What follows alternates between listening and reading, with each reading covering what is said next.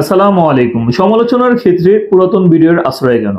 বাংলাদেশের একজন প্রখ্যাত দায়ী দীর্ঘদিন পর দেশে এসে সে যখন ওয়াজ মাহফিল করা শুরু করে, এক শ্রেণীর একটি গোষ্ঠীর লোক তারা তার ৬-৭ বছর আগের পুরাতন একটা ভিডিও নিয়ে মারাত্মক পর্যায়ের সমালোচনা এবং ট্রল করা শুরু করে দেয়। আসুন প্রথমে আমরা সেই ভিডিওটি একটু দেখে নিই।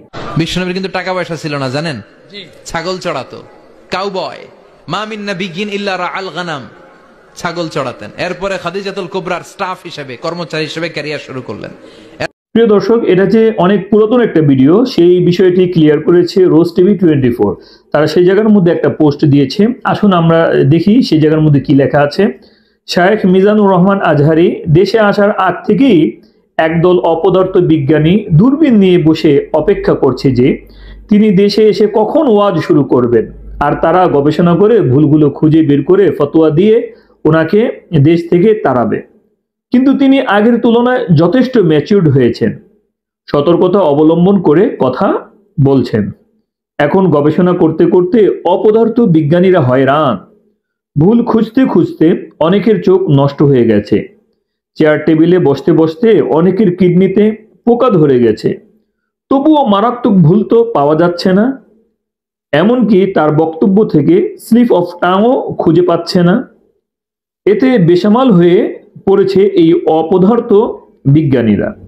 তাই নিরুপায় হয়ে ৬ বা ৭ বছর আগের একটি ভিডিও গর্ত থেকে বের করে সামনে এনে ফতোয়া জেরে পদার্থ হওয়ার চেষ্টা করছে, মনের জ্বালা মিটাচ্ছে। কতটা অপদার্থ ও হিংসুটে হলে এমন করতে পারে চিন্তা করা যায়। প্রিয় দর্শক, যারা আপনারা নিয়মিত আমার ভিডিও দেখে থাকেন, তো আপনারা জানেন যে আমি আসলে কোনো দলের কিংবা কোনো মতের কোনো ব্যক্তির গুণাগুণ আমি বর্ণনা করি না।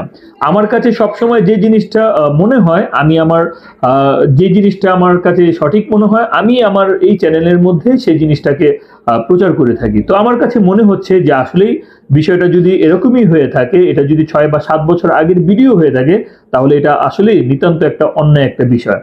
আমারও এই ধরনের একটা ধারণা হচ্ছে তো, যে এই প্রখ্যাত দায়ী দীর্ঘদিন পর দেশে আসছে, উনি যখনই মাহফিল করা শুরু করবে, বিভিন্ন মানুষ ওনার ভুল ধরার জন্য সর্বাত্মক পর্যায়ের চেষ্টা করবে। এখন উনি যে পরিমাণ সতর্কতা অবলম্বন করছে, এখন কিছু না পেয়ে পুরাতন একটা ভিডিও নিয়ে যদি তার সমালোচনা করা হয়, আসলে এটা কিন্তু একটা অন্যায় কাজ করা হচ্ছে।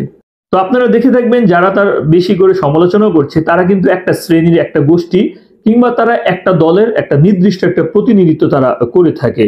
তো তারা সবসময় নবীজি সাল্লাল্লাহু আলাইহি ওয়াসাল্লামকে সর্বোচ্চ পর্যায়ের ভালোবাসি এই ধরনের মানদণ্ড নিজেদের ক্ষেত্রে দিয়ে থাকে।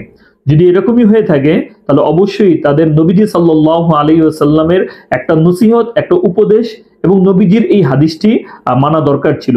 আপনি যদি বুখারী শরীফের 5143 নম্বর হাদিসটি দেখেন, সেই জায়গার মধ্যে আল্লাহ নবী সাল্লাল্লাহু আলাইহি ওয়াসাল্লাম বলেছেন, ইয়াকুম ওয়াজ্জান্না, হে আমার উম্মত, তোমরা ধারণা করা থেকে বেঁচে থাকো। ফাইন্না যন্না আকযাবুল হাদিস, কেননা মানুষের প্রতি অন্যায় কোনো ধারণা করা এটা হচ্ছে মিথ্যার মতো। ওয়ালা তাজাসসু, আল্লাহ নবী বলেন যে তোমরা পরস্পরের দোষ ত্রুটি অন্বেষণ করো না। ওয়ালা তাহাসসু, এবং কারোর বিষয়ে তোমরা কান পেতে এটা শোনো না। ওয়ালা তাবাগাদু, এবং তোমরা পরস্পরের প্রতি বিদ্বেষ পোষণ করো না, শত্রুতা অবলম্বন করো না। আল্লাহ নবী বলেন ওয়াকুনু ইবাদাল্লাহি ইখওয়ানা, বরং তোমরা সকলেই আল্লাহর বান্দা, ভাই ভাই হয়ে যাও। তাহলে এই জায়গার মধ্যে কিন্তু আল্লাহ নবী সাল্লাল্লাহু আলাইহি ওয়াসাল্লাম বলে দিয়েছেন, ওয়ালা তাজাসসু, তোমরা একে অপরের দোষ ত্রুটি অন্বেষণ করো না, খুঁজে বেরিও না। ওয়ালা তাবাগাদু, পরস্পর বিদ্বেষ পোষণ করা, শত্রুতা করা, এগুলা তোমরা করো না। ওয়ালা তাহাসাদু, তোমরা হিংসাও করো না। আমাদের কাছে মনে হচ্ছে যে যারা এই ধরনের পুরাতন একটা ভিডিও নিয়ে তাকে সমালোচনা করছেন, আমার মনে হচ্ছে এটা আসলে হিংসার বশীভূত হয়ে এই ধরনের কথাবার্তা কিংবা সমালোচনা করা হচ্ছে, যেটা আসলে অন্যায়। প্রিয় দর্শক, ওনার এই যে এই কাউবয় ভিডিওটি যদিও এটা পুরাতন হয়ে থাকে, তাহলে তার ক্ষেত্রে এই ধরনের সমালোচনা কতটুকু যুক্তিসঙ্গত, কিংবা আপনি তার এই বক্তব্যের সাথে একমত কিনা, কিংবা আপনি এই সম্পর্কে আপনার মতামতটা অবশ্যই কমেন্টে আমাকে জানাতে পারেন, যাতে করে আমাদের চিন্তার বিস্তৃতি হয় এবং আমরা এগুলো নিয়ে আরো বেশি গবেষণা করতে পারি। সেই পর্যন্ত সকলেই ভালো থাকবেন, সুস্থ থাকবেন, আর অবশ্যই ভিডিওটি ভালো লাগলে শেয়ার করবেন।